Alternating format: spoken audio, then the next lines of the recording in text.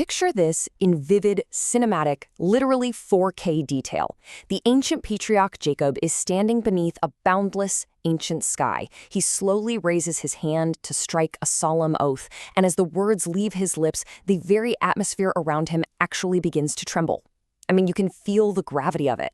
Because this isn't just a promise. A massive cosmic covenant is being permanently sealed, and if you look up, right about him, the long, painful generations of future exile are beginning to unfold like this heavy, dark shadow.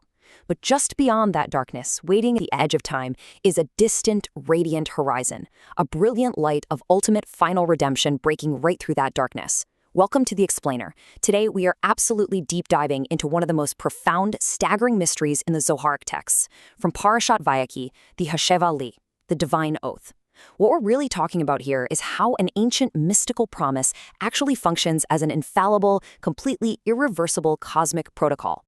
So we're going to be breaking down this entire blueprint of cosmic architecture today. We'll look at the cosmic smart contract, the actual divine architecture of the Sephirotic, how the Exile is basically a red system glitch, the incredible cosmic math of 7 and 10, the absolute guarantee of white mercy, and finally, that irreversible final state of the universe. Section 1. The Cosmic Smart Contract, the Oath of Redemption. Now, to truly grasp the secret, the Yesod of this ancient oath, this Hasheva Li, we actually need to look at it through the lens of modern tech and cosmic engineering. It makes it so much easier to understand.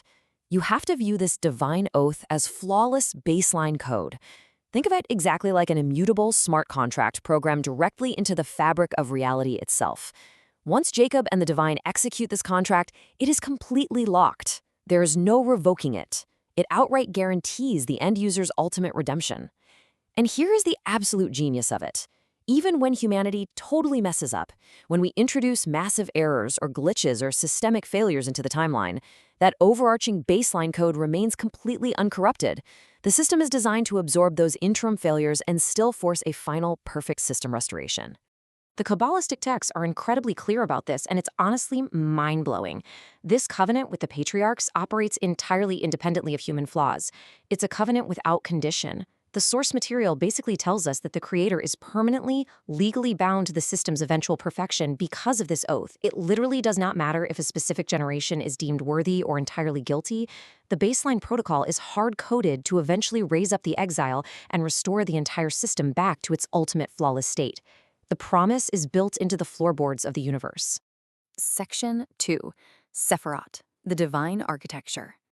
Okay, so we know this smart contract exists, right? But how does it run? We need to understand the actual hardware, the divine Sephirotic architecture that routes this unbreakable oath all the way down to us. Let's trace the exact sequence of this protocol. It all originates at step 1 with Keter. This is the highest originating divine will. This is where the oath is initially sealed in the source code, totally pure and untainted. Then it flows down to step 2, Tiferet. Think of Tiferet as the central processor. It takes the strict promise of absolute justice and perfectly harmonizes it with boundless mercy. From there, we drop to step 3, Yesod. Yesod is the foundation. It's the fiber optic cable, the unbreakable channel of the covenant itself, that transmits this divine guarantee directly into the timeline of human history. And finally, the signal reaches step 4, Malchut. This is our physical, tangible reality. This is the end-stage realm, the actual screen where the final redemption must ultimately manifest and play out. The oath cascades down through these exact energetic nodes to reach our world. Section 3. Exile, the red system glitch. So, naturally, the big question is, if the code is so perfect, why do we experience the agonizing extended era of exile?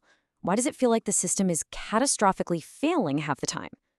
The mystical sources, especially texts like the Pardes Ramonium, explain this beautifully through a profound cosmic color shift. Look at side A. We have the red state, what the Kabbalists call din.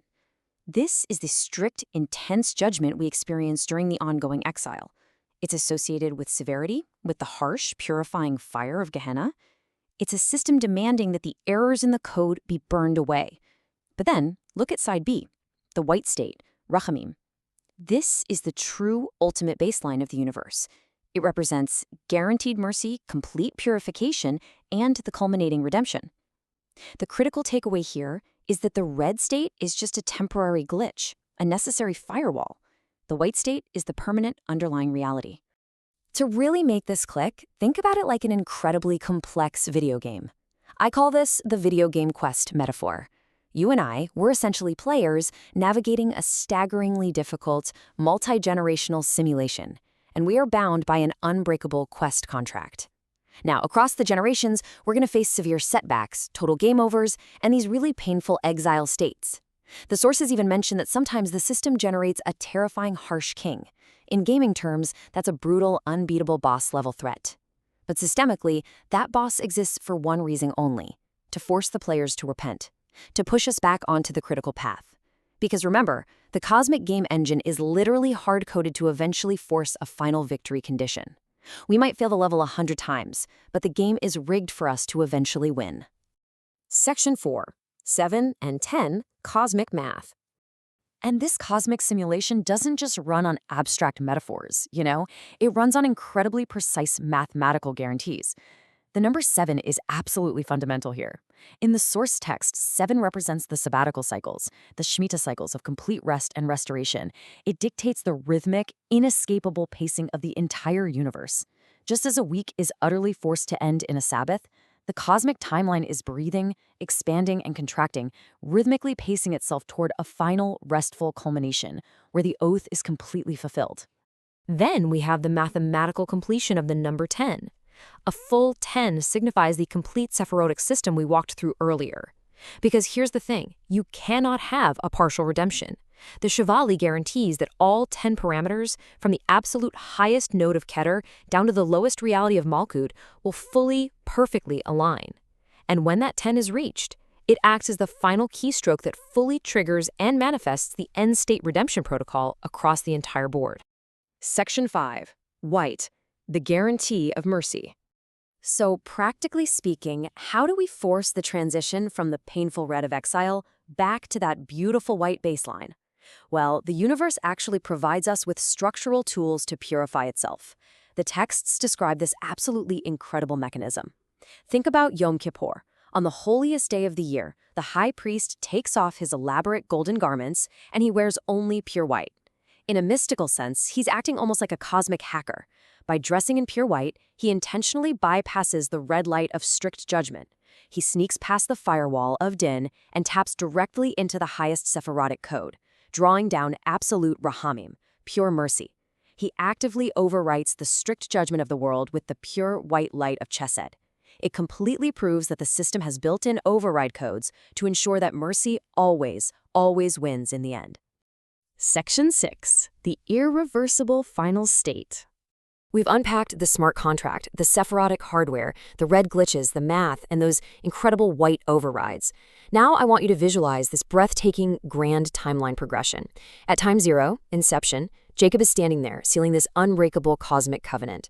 From there, we enter the interim era. This spans countless generations. This is the long, dark night of the red exile, full of intense systemic trials and severe judgments. But because of the cosmic math and because of that underlying unbreakable smart contract, we are utterly guaranteed the end state. Look out into the distance, and you can see a radiant horizon breaking right through the darkness. It is an irreversible messianic completion where the entire cosmic system undergoes a final, permanent, system-wide restoration. So, knowing that the very architecture of reality is perfectly coded for an ultimate, irreversible redemption, how are you going to navigate your current exile state? Are you going to view your everyday setbacks as permanent systemic failures? Or can you start seeing them as deliberate boss battles designed entirely to push you back onto the critical path of your own redemption? Thank you for joining us for this complete journey through the Pardis. We hope these ancient truths help you and your family improve your own dimensions this week. If you enjoyed this full chapter deep dive, please like, subscribe, and share. Which part of the journey touched your soul in the comments? We'll see you in the next chapter.